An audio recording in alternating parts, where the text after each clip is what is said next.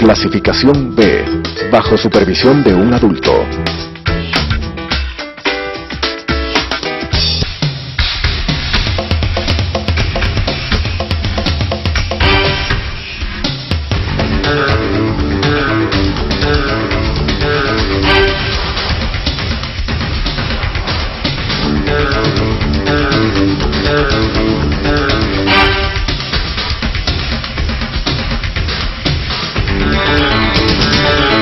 Hola amigos, un gusto nuevamente de estar con ustedes en este subprograma de salud sexual y obviamente de temas afines.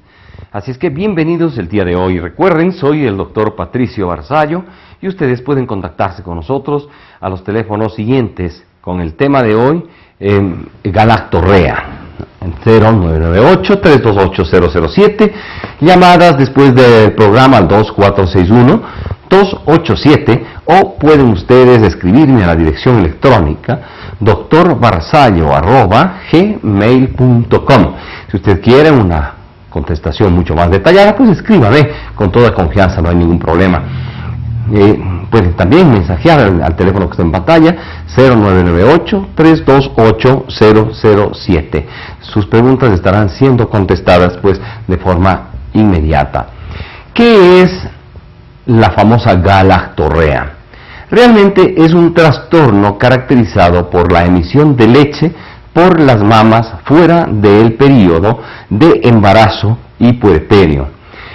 También se la puede definir cuando existe persistencia por más de 6 meses posteriores al parto y en ausencia de lactancia materna. Nos referimos a la salida de leche o secreción tipo lechosa o a veces de características transparentes a través del pezón. Recuerden ustedes que normalmente la mujer cuando está embarazada pues aumenta la producción de una hormona que se llama la prolactina. La prolactina persiste durante todo el embarazo y la etapa de la lactancia. Sin embargo, muchas veces no disminuye normalmente, persiste en el organismo y la mujer queda con este inconveniente, es decir, de una secreción permanente a través de sus pezones, que no solamente puede causar procesos inflamatorios, sino que causa incomodidad, la mujer está mojándose frecuentemente, etc. Y además tiene otras consecuencias dentro de la fisiología normal de la mujer. Por lo tanto, este es un problema que debe ser investigado y que debe ser tratado. Puede presentarse como consecuencia o después de un parto o después de una etapa de lactancia. Sin embargo, también pueden presentarse en otras circunstancias diferentes totalmente al parto. Por lo tanto, ¿cuál es en definitiva, en el fondo, la causa de la presencia de esta anomalía? Realmente es la alteración de esta hormona, no se olviden, de la denominada prolactina. Bien, entonces, esta hormona prolactina va realmente a ser sintetizada, almacenada y vertida posteriormente a la circulación general por el eje hipotálamo-hipófisis. Es decir, siempre está relacionado el cerebro con la hipófisis y es este eje fundamentalmente que determina la presencia o ausencia de esta hormona denominada prolactina. El eje hipotálamo, acá, ¿no? Y el eje de acá, que es la hipófisis. Bien, entonces tenemos además que básicamente el problema está en que dándose este inconveniente, este problema, pues se dan alteraciones que determinan pues un impacto importante dentro de lo que es la presencia de este inconveniente. Como les decíamos, pues pueden existir otro tipo de inconvenientes, otro tipo de problemas, otro tipo de causas básicamente, que están relacionados pues con alteraciones a nivel central, a nivel de tumoraciones en este eje hipotálamo hipofisiario, y simplemente pues una radiografía o una tomografía Una radiografía menos, nos puede tal vez hacer sospechar algo, si hubiera alguna alteración a nivel óseo, a nivel de la silla turca, etcétera, pero una tomografía o una resonancia magnética nos determinará o nos aclarará o, en su defecto, descartará la presencia de tumoraciones a nivel central que estén relacionados con la producción o con la hiperproducción de prolactina. Ahora, hay mucha sintomatología. Puede la sintomatología estar relacionada con, básicamente, dolor en la glándula mamaria, congestión en la glándula mamaria, pero está muy relacionada con la persistencia de esta secreción, como les decíamos, que puede ser muy variada dentro de estos aspectos, yendo pues de una secreción puramente lechosa a una secreción pues que tiene algún tipo de alteraciones a este nivel. Básicamente esta es la sintomatología. Muy poca congestión mamaria en ocasiones y en otras ocasiones importante congestión mamaria. Sin embargo, pues el hecho de que exista una alteración, una proliferación de esta secreción, amerita pues una conducta investigativa. ¿Qué es o cómo vamos a investigar el problema de la hiperprolactinemia? Además del examen físico, la anamnesis, la historia clínica que siempre estamos recomendando realizar a estudiantes, a médicos jóvenes, etcétera, pues hay exámenes complementarios que hay que hacer. El primer examen es un examen de sangre, en donde se solicita pues una investigación de esta hormona de la prolactina. Si es que encontramos una prolactina que está muy alta, pues ahí está la causa y sabemos lo que hay que hacer, un tratamiento específico. Podemos hacer también una ecosonografía de las glándulas mamarias para determinar la calidad de los ductos, a ver si es que no hay quistes a ese nivel o colecciones de leche materna, posparto, etcétera, que están causando estos inconvenientes. En definitiva, mastopatías fibroquísticas, etcétera, que puedan de una u otra manera pues estar coadyuvando a esto. A veces se pueden hacer placas radiográficas, como es la conducción y la introducción en los ductos de material que se pueden observar con los rayos X, y estos son métodos de contraste, de evaluación con métodos de contraste para hacer una galactografía, por ejemplo. Hoy en día realmente se han disminuido notablemente estos procedimientos que son en cierto grado invasivos, con el advenimiento del ultrasonido, que realizan estudios realmente fantásticos, tanto en el estudio de lo que se denomina la ecosonografía ductal, de evaluación ductal, en la ecosonografía asociada a la ecosonografía normal, a la ecosonografía clásica, que permite identificar excelentemente bien los quistes, excelentemente bien las dilataciones de los ductos, la colección líquida en estos, etcétera. Y hay una nueva forma hoy en día de evaluación mamaria, que es la denominada elastografía, que su principio de la elastografía es realmente la elasticidad de los tejidos. Entonces, lo que hace el aparato es medir la elasticidad de los tejidos y en función de la misma, pues hacer parámetros normales y comparativamente pues se va el ecógrafo va visualizando, va haciendo esta evaluación de la elasticidad de los tejidos y va determinando pues o transformando esta elasticidad en imágenes a color que son muy características. Las imágenes normales versus las imágenes mamarias patológicas, ya sean estas con, por ejemplo, tumoraciones benignas o tumoraciones malignas o quísticas, etcétera. Entonces, yo creo que básicamente va a ser el futuro de la evaluación mamográfica, la elastografía asociada a la evaluación ductal. Y si es que esto realmente se perfecciona, hoy en día ya existen aparatos que hacen elastografía iniciales, esperamos que se perfeccionen, digamos que 1 o 2 probablemente años, tengamos ya elastografías que se pueden realizar de forma automática. Hoy ya están llegando las noticias de la existencia de estos aparatos, hay muy pocos todavía en Latinoamérica y aspiramos pues que pronto tengamos esta tecnología perfeccionada aquí en el país y podamos brindar este servicio de diagnóstico temprano de patologías mamarias. Como ven, no solamente patologías mamarias benignas, sino el enfoque a la evaluación de patologías mamarias malignas asociadas a la detección temprana de factores de riesgo con la ecosonografía ductal, que esto es lo importantísimo. Hoy en día se dice realmente que ninguna mujer debería morir por cáncer de mama, siendo esta una patología importantísima y de gran impacto desde el punto de vista epidemiológico en nuestro país.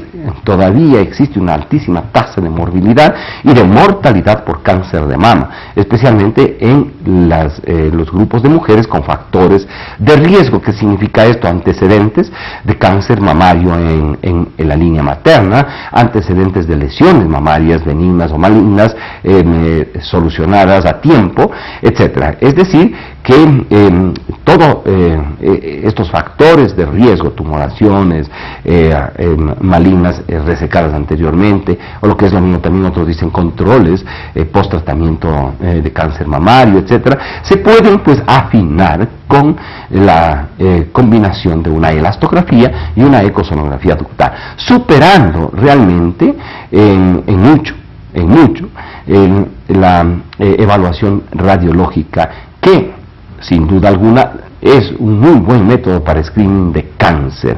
Y cuando nosotros decimos screening cáncer, es decir, un seguimiento, una evaluación, un tamizaje de cáncer, que cuando se diagnostica radiológicamente, pues nos da la posibilidad de decir, esta mujer o no tiene cáncer o tiene cáncer.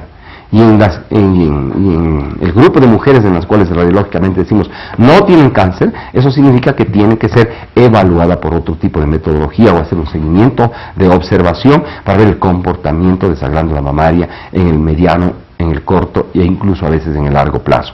Por lo tanto, siempre nosotros estamos indicando que el pálpate, el hecho de tocarse y de diagnosticar bolitas, significa pues, si es que realmente son cancerígenas, una etapa tardía de diagnóstico. Lo mismo cuando se diagnostica cáncer radiológicamente, es una etapa tardía de diagnóstico. Muy pocos cánceres determinados o diagnosticados por la radiología son cánceres in situ. La elastografía y la ecosonografía ductal realmente pues permiten un diagnóstico temprano de lesiones cancerígenas e incluso, como les decía, de lesiones precancerígenas. Entonces, con esto podemos realmente prevenir de forma importante la patología cancerígena. Lo mismo, pues, en este impacto de la prolactinemia o de la hiperprolactinemia. Cuando se detecta esto, pues medicamentos como por ejemplo la bromocriptina son utilizados para el tratamiento de la hiperprolactinemia. Muchas veces no hay causas específicas para la presencia de la hipersecreción de lo que se denomina galactorrea, y obviamente no hay un diagnóstico específico. Sin embargo, pues responden muy bien al tratamiento, por ejemplo, como decíamos, como las dosis adecuadas de bromocriptina, y hay una solución específica. A veces recidivan, a veces se vuelven a presentar estos problemas.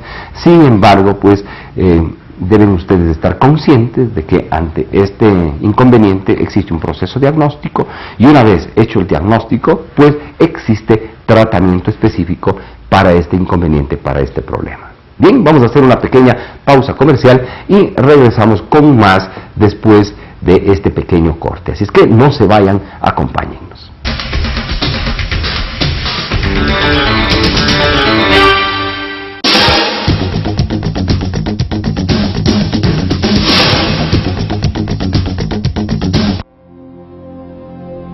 ¿Puedes decir cuál de estos niños no nació libre? ¿Puedes decir cuál de estos niños no nació con igualdad? ¿Puedes decir cuál de estos niños no merece ser tratado con dignidad?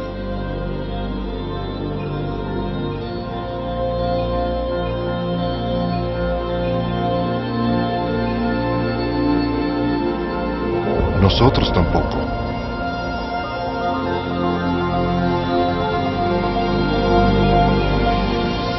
Derecho humano número 1. Todos hemos nacido libres e iguales. ¿Qué son los derechos humanos? Infórmate en jovenesporlosderechoshumanos.org.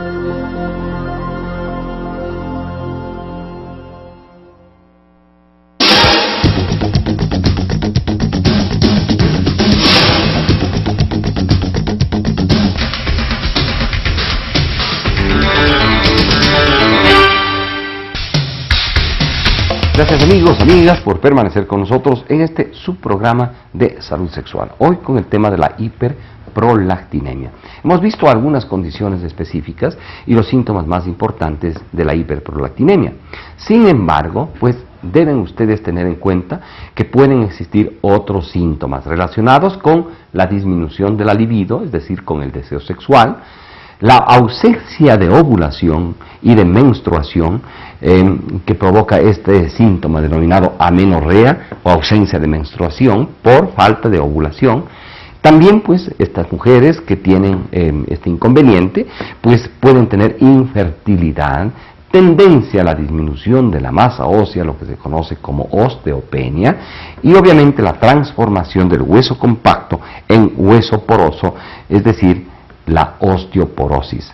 También pueden existir algunos otros síntomas, algunos de índole general como la cefalea o dolor de cabeza, como la diplopia o visión doble, que también pueden presentarse en algunos casos, asociado a una visión borrosa, especialmente cuando existen tumoraciones a nivel cerebral, una excesiva somnolencia, son pacientes que pasan prácticamente casi todo el tiempo con tendencia al sueño, y pueden también presentar impactos a nivel de la piel como resequedad y sequedad de la misma. Sin duda, pues también afectan otros aparatos y sistemas como el gastrointestinal, y en algunas pacientes puede existir estreñimiento. Estos básicamente son los síntomas adicionales a los anteriormente descritos. Así es que esta es la connotación de la famosa hiperprolactinemia. Insistimos, la prolactina es una hormona que normalmente se presenta en mujeres en la etapa del embarazo y la lactancia, pero que después tiene que disminuir, no tiene por qué estar alta, y si es que esta está alta es porque algún inconveniente está sucediendo y amerita una evaluación. Como les decíamos, también existen algunas etapas o algunas mujeres incluso en distintas etapas que presentan hiperprolactinemia y que realmente no existe una causa definida. Son el grupo de las idiopáticas, son el grupo de las pacientes sin una causa específica con relación a la producción de hiperprolactinemia. Pero como decíamos anteriormente, pues estas ceden muy bien a los tratamientos modernos que hoy tenemos. Sin embargo, toda mujer que tiene una hiperprolactinemia debe realizarse por lo menos un control de prolactina bajo pedido y seguimiento médico, y un control ecosonográfico de la estructura glandular, especialmente de la evaluación que se debe hacer a nivel de los ductos mamarios en los lóbulos y lobulillos, que hemos insistido muchas veces. Bien, vamos a dar paso a algunos mensajes de texto que ya nos han llegado. Pero no tengan recelo, si quieren pueden ustedes llamar de forma directa. El teléfono celular es el 0998-328-007 y el teléfono directo del canal aquí en el CED es el 2456-543. Si ustedes gustan, pueden llamar, no hay ningún inconveniente, ningún problema. Sin embargo, si no desean hacer una pregunta al aire, pues mensajen, estamos gustosos de atender sus requerimientos. Recuerden, pueden también escribirme a la dirección electrónica drbarsallo@gmail.com, o pueden seguirnos por las redes sociales, las redes del canal Facebook, Telesucesos Quito, y el Twitter, @Dr. Barsallo. Lo único que tienen que hacer es abrir una cuenta, pues, y empezar a seguirnos. A través del Twitter pueden ustedes igualmente preguntar, estaremos contestando con frases cortas, sin duda, pero muy precisas, que puedan aclarar muchas inquietudes que ustedes puedan tener. Nos preguntan, dicen, si es que existe alguna relación de la hiperprolactinemia con la falta de embarazo. Pues sí, sí existe. Habíamos dicho que causa amenorrea y que causa falta de ovulación. Es una de las causas, obviamente, de infertilidad. Debe usted distinguir entre lo que es infertilidad y esterilidad. Estéril es una paciente o un paciente que nunca ha podido tener hijos por causas importantes, a veces genéticas, etc. E infertilidad hace relación a aquel paciente o pacienta que, teniendo antecedentes fértiles en algún momento dado por alguna circunstancia, pues deja de producir óvulos o espermatozoides. Esta es la denominada esterilidad, que a veces puede, infertilidad, que a veces puede ser definitiva o a veces puede ser momentánea, pasajera o que puede revertirse con tratamiento. Lo que hay que hacer es una evaluación exhaustiva, una evaluación anatómica, hormonal, etcétera, para determinar exactamente la causa de esa infertilidad y sin duda alguna pues una evaluación de la prolactina, que en este caso pues tiene una interrelación directa. Bien, nos preguntan además, esta es una pregunta interesante realmente. Mire, siempre las mujeres están preocupadas por la posición del bebé. Cuando se hace una ecografía, realmente nosotros reportamos, si es que encontramos una alteración en la posición del bebé, especialmente si es una posición oblicua o lo que generalmente le llaman está cruzado el bebé, como una posición transitoria sin importancia. Porque con el avance del embarazo, cuando superan las 26, 28, 30 semanas de gestación, pues el niño tiende o la niña a ubicarse de una forma definitiva, o ya sea de nalgas o ya sea de cabeza.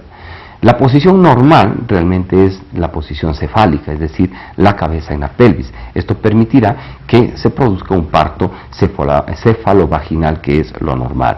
Las posiciones podálicas, especialmente las posiciones de nalgas o cuando hay protrusión, o posiciones de pie, o laterales que están metidos el brazo, etcétera, estas sí son posiciones anómalas que ameritan pues planear una cesárea. ¿Cómo se diagnostica esto? Otra vez la famosa ecosonografía. No hay mejor método que la ecosonografía. La ecosonografía, insistimos, es el mejor método de diagnóstico obstétrico. Se pueden hacer exámenes no solamente de la posición, se pueden hacer exámenes especiales de evaluación del cerebro fetal, del corazón fetal, de las extremidades, se puede hacer evaluación del abdomen, del tórax, etc. Es decir, evaluaciones de especialidad materno-fetal, que permiten pues un diagnóstico temprano, un diagnóstico intraútero de normalidad o anormalidad. Incluso hoy en día, lo que antes no se acostumbraba es a realizar estudios de sonología fetal embrionaria, es decir, antes de las 9 semanas. Se decía que tendría que hacerse después de las 9 semanas, pues hoy no, hoy estamos preconizando una ecosonografía temprana entre la 6ª y la 8ª semana, dependiendo obviamente de la sintomatología, pero si es de control, un promedio a las 7 o 8 semanas de gestación, para evaluar la implantación trofoblástica, para evaluar el número de embriones, para evaluar la vitalidad embrionaria, para evaluar las características del saco gestacional, del saco vitelino, es decir, de las estructuras que están presentes ahí a ese nivel. Entonces es importantísimo que tengamos en cuenta esta ecosonografía dentro de esta evaluación. Nos preguntan que le han detectado, dice, a mi esposa le detectaron prolactina, hemos estado en tratamiento y hace,